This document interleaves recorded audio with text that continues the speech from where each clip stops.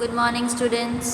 In this video we are going to start the second part of chapter 2, the gift of chappals, which first part we have learned earlier. पहला part हमने पहला part जो है इस chapter का वो हम पढ़ चुके थे. आज हम इसका नेक्स्ट पार्ट पढ़ेंगे. जब हमने देखा है कि मृदु एक लड़की है जो अपनी दादी के साथ उसके अंकल के घर जाती है. वहाँ पे उसके अंकल के बच्चे जो है वो उसको लेकर एक छोटी सी बिल्ली दिखाते हैं और उस बिल्ली का डिस्क्रिप्शन इसमें बताया गया है. Think I am joking. तुम्हें ऐसा लगता है कि मैं मजाक कर रहा हूँ? Well just wait. तो फिर रुको. I will show you some time. I will show you some time. मैं तुम्हें कुछ देर बाद बताता हूँ. It's clear you don't know a think about history. अरे ये बात तो स्पष्ट है तुझे हम इतिहास के बारे में कुछ भी जानकारी नहीं है. Haven't been to Mahabalipuram have you. इसका मतलब तुम महाबलीपुरम गई नहीं हो. गई हो क्या? ही सैड मिस्टीरियसली. उसने रहस्यमय ढंग से पूछा उसको. किसको पूछा? मृदु को पूछा. किसने पूछा है ये चीज़? ये क्वेश्चन किसने पूछा था? रवि ने पूछा था. Well, when our class went to Mahabalipuram, I saw a statue of his Thathas, etc., etc., etc. कि अब वो बता रहा है, डिस्क्रिप्शन बता रहा है कि जब उसकी क्लास महाबलीपुरम गई थी उसने पल्लवा के किंग का क्या देखा था? स्टैचू देखा था. और उसके थाता यानी ग्रैंडफादर उसके भी ग्रैंडफादर, उसके ग्रैंडफादर का देखा, उसके भी ग्रैंडफादर का यानी उसके सभी पूर्वजों का उसने क्या देखा था? स्टैचू देखा था. और यहाँ पे एटसेट्रा एटसेट्रा यानी उसके सारे पूर्वजों का उसने स्टैचू कहाँ देखा था? महाबलीपुरम. फैक्ट इज, अब सच बात तो ये है, Mahendran here is descended from that very same ancient cat. और सच बात तो ये है कि जो महेंद्रन, ये जो बिल्ली है, बिल्ली का बच्चा है, वो उसी का वंशज है. डिसेंडेड का मतलब होता है वंशज, यानी उसी परिवार से आया है. From that very same ancient cat, कि उनकी पौराणिक जो बिल्ली है उसी का वंशज है, उसी के परिवार से ये बिल्ली का बच्चा आया है. अ क्लोज रिलेटिव, बहुत ही घनिष्ठ रिलेटिव है, उसका संबंधी है.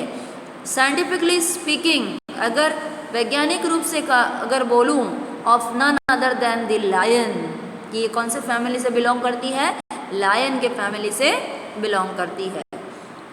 The Pallava lion emblem of Pallava dynasty, यानी पल्लव का जो वंश था, पल्लव वंश था, उनका जो एम्बलम था, उनका जो प्रतीक क्या था? वो लायन, यानी कि वो कैट भी किसके परिवार से आई हुई है?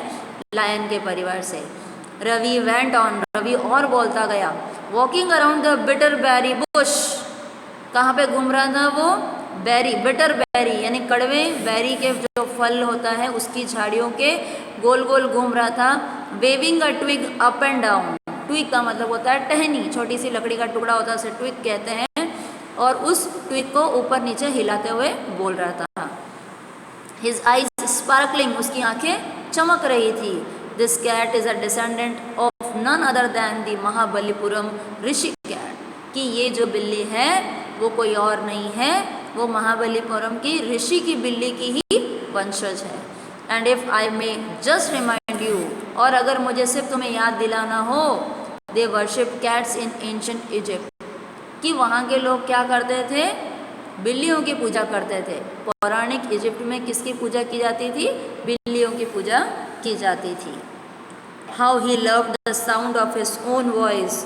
मीना एंड मृदु एक्सचेंज लुक्स, कि कैसे उस बिल्ली के बच्चे को अपनी ही आवाज़ अच्छी लगती है. कैसे ही रवि को अपनी आवाज़ अच्छी लगती है. ऐसा किसने कहा? मीना और जो मृदु थी, दोनों ही अपने लुक्स से अपने हाव भाव एक्सचेंज कर रहे थे. What does that have to do with anything? Mridu demanded. Mridu ने इस बात को डिमांड किया कि तो इसका क्या करना चाहिए? What does that have to do with anything, कि किसी भी चीज़ से हमें क्या करना चाहिए? हाँ, I am telling you this cat is descendant. अरे मैं तेको ये बता रहा हूँ कि ये जो बिल्ली है वो क्या है? वंशज है. किसकी? From the Egyptian cat god. No, goddess. उसने कहा कि ये वंशज है किसकी, इजिप्शियन कैट गॉड, बिल्लियों के देवता है इजिप्ट के, उसके वंशज है, नहीं देवी की।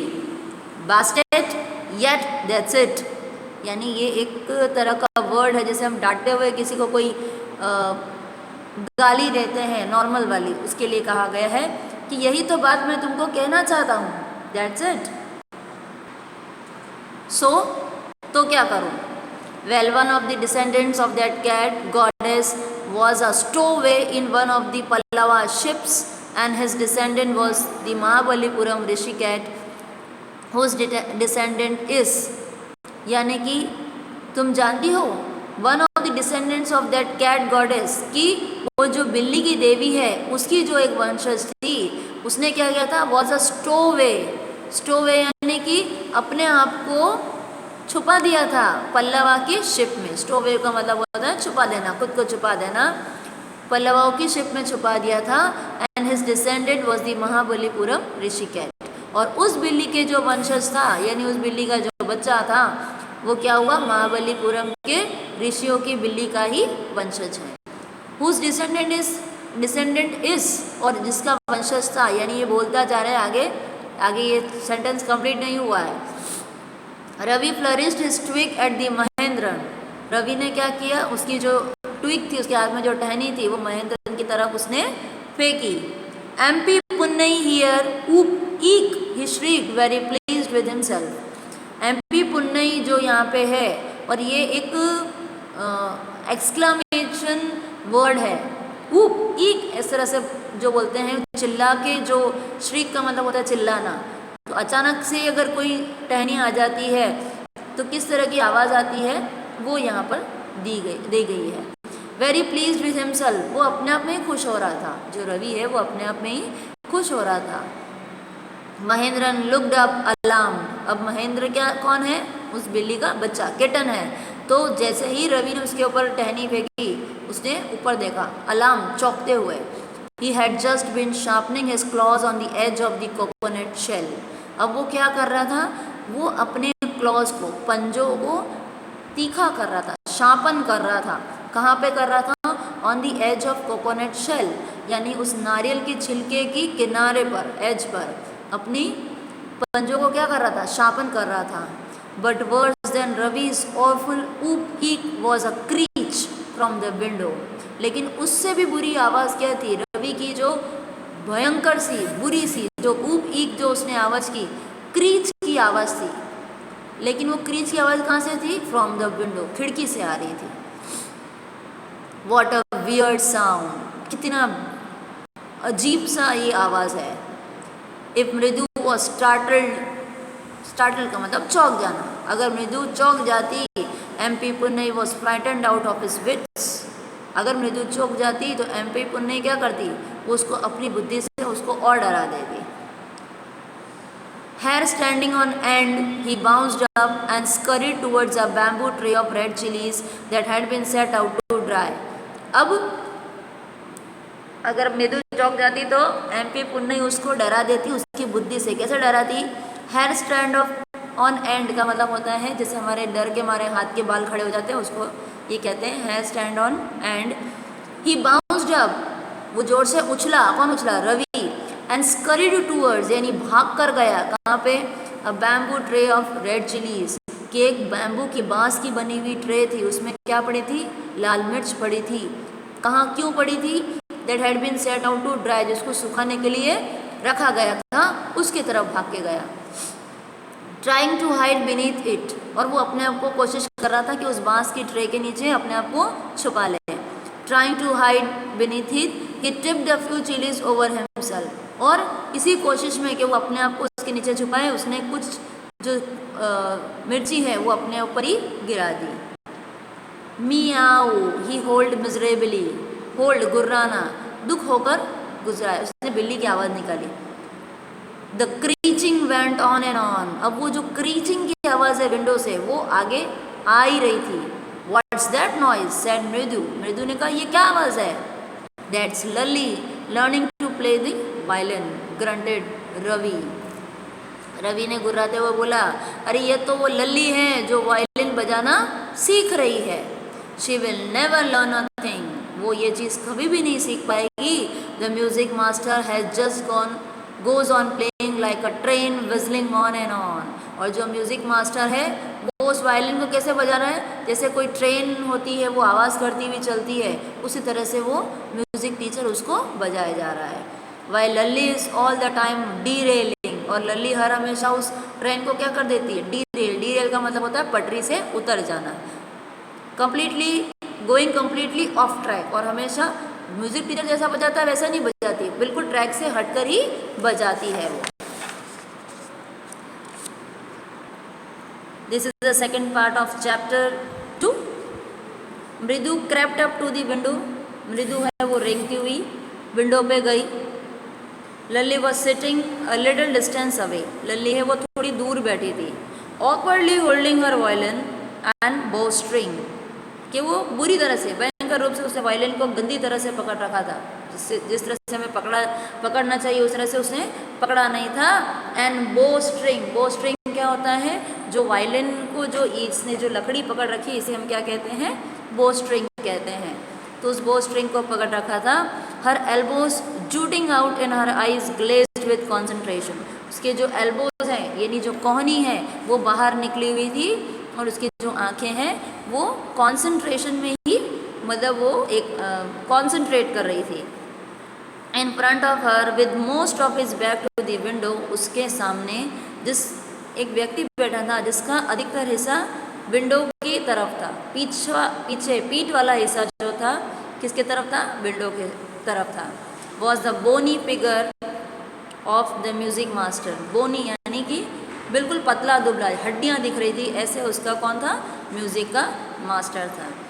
ही had a mostly bald head, और उसका अधिकतर सर कैसा था, गंजा था, यानी अधिकतर उसके सर से बाल उड़ गए थे।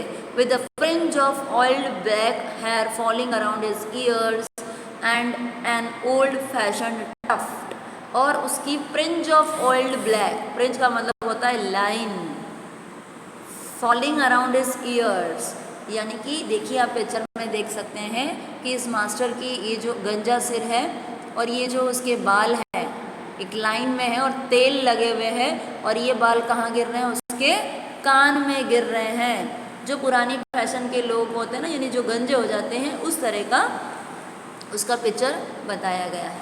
अ gold chain gleamed around his leathery neck, एक सोने की चेन है वो चमचमाती हुई दिख रही है, कहाँ पे, उसके जो लेदरी यानी चमड़े का गला, गला तो जब भी इंसान के चमड़े का ही होता है, लेकिन यहाँ पे उस चीज़ को और एनहेंस करने के लिए, उस गले को और शो करने के लिए यहाँ पे लेदरी नेक बताया है। And a diamond ring glittered on his hand, और एक डायमंड की रिंग है वो भी उसके हाथ में चमक रही है। As it glided up and down the stem of the violin, यानी उसने हाथ में जिस हाथ में उसने वायलिन का स्टेम पकड़ा है, डंडी पकड़ी है, जैसे ही वो ऊपर नीचे होता है उसके हाथ में जो अंगूठी होती है वो चमकती है। A large foot stuck out from beneath, और एक बड़ा सा पैर का पंजा, लार्ज फुट, उसके नीचे से बाहर निकला हुआ है। His golden bordered veshti edge, veshti means dhoti, Tamil में वेस्टी को धोती को तमिल में वेस्टी कहते हैं। तो उसकी वेस्टी के किनारे से, और उसकी वेस्टी का किनारा कैसा है, गोल्ड बॉर्डर, यानी धोती का किनारा कैसा है, गोल्ड बॉर्डर है उसका। And he was beating time on the floor with the scrawny big toe, और वो बार बार फ्लोर पे टैप कर रहा था, ज़मीन पे टैप कर रहा था, किससे, उसके अजीब से बड़े टो से, पैर के अंगूठे को टो कहते हैं, तो उससे वो ज़मीन पे बार बार अपने अंगूठे को टैपिंग कर रहा था। He played a few notes, उसने कुछ राग बजाए। Lalli stumbled behind him on her violin, stumbled behind का मतलब होता है रुक रुक के पीछे बजाना। Behind him on her violin, stumbled यानी रुक रुक के, और लली है जो उसके पीछे रुक रुक के बजा रही थी। Which look like quite helpless, और ऐसा लग रहा है जैसे कि वो असहाय हो, वो नहीं रोक पा रही है अपने आप को। And unhappy in her hands, और अपने हाथों से दुखी हो क्योंकि वो बजा ही नहीं पा रही थी बराबर। What a difference the music master master's notes seem to float up and settle perfectly into the invisible tracks of the melody. अब कितना डिफरेंस है कि जो म्यूज़िक मास्टर के नोट्स हैं वो ऐसे लग रहे हैं जो तैरते हुए सेटल परफेक्टली बिल्कुल बज रहे हैं। इनविजिबल ट्रैक्स यानी कोई ट्रैक नहीं है, उनका कोई निश्चित ट्रैक नहीं है, दिख नहीं रहा है, इनविजिबल है, लेकिन ट्रैक्स ऑफ मेलोडी, गानों के जो ट्रैक है, इनविजिबल ट्रैक है, उसमें वो तैरते हुए सेटल कर रहे हैं, बिल्कुल परफेक्टली उसके राग लग रहे हैं। It was like the wheels of train fitting smoothly into the rails and whistling around along. और ऐसा लग रहा था जैसे कि ट्रेन के पहिए होते हैं वो fitting smoothly into the rails, यानी पटरी में बराबर जो ट्रेन के पहिए होते हैं बराबर फिट हुए हुए हैं और जो आवाज़ करते हुए जो चलती है वो ऐसा लग रहा था। एज रवि सेड, रवि ने कहा। मृदु स्टैड एट द ह्यूज, और मृदु है वो घूरती है किसकी तरफ, huge beringed hand moving effortlessly upon the violin stem. Beringed का मतलब अंगूठी पहने हुए उस हाथ को देखती है जो वायलिन की स्टेम को पकड़ा हुआ है, वो एफर्टलेसली यानी बिना कोई ज़्यादा कोशिश किए वो बजाया, आसानी से बजाया जा रहा है। मेकिंग लवली म्यूज़िक, और सुंदर सा म्यूज़िक बजा रहा है। Squawk, there was a Lalli derailing again, कि स्क्वैक की आवाज़ है कि वापस लल्ली अपने पटरी पे से उतर गई। Amma came a wail from the gate, Amma ओ, अम्मा है वो एक वेल बाल्टी लेकर आती, came a wail from the gate, gate से वो एक पात्र लेकर आती है, अम्मा ओ। Ravi send the beggar away, Ravi ने भिखारी को वापस भगा दिया। Cried his mother from the back veranda, और उसकी मदर जो पीछे की बरामदे में थी वहाँ से चिल्लाती है। वेयर शी वॉज चैटिंग, और पीछे का बरामदा कहाँ पे, वो क्या कर रही थी, चैटिंग विद तापी, जो तापी से बातें कर रही थी। ही, तापी कौन है, उस मृदु की दादी। He has been coming here every day for the past week, और and it's time he found another house to beg from, यानी वो जो भिखारी है वो यहाँ पर हर रोज़ पिछले हफ्ते से आ रहा है। और इन इस time he found another house, और इस समय उसको दूसरा घर मिल गया, टू बैक फ्रॉम यू, यानी तुमसे भीख मांगने के लिए दूसरा घर मिल गया। पाती एक्सप्लेन टू तापी, जो पाती उसकी दादी, उसने तापी को क्या किया, एक्सप्लेन बताया।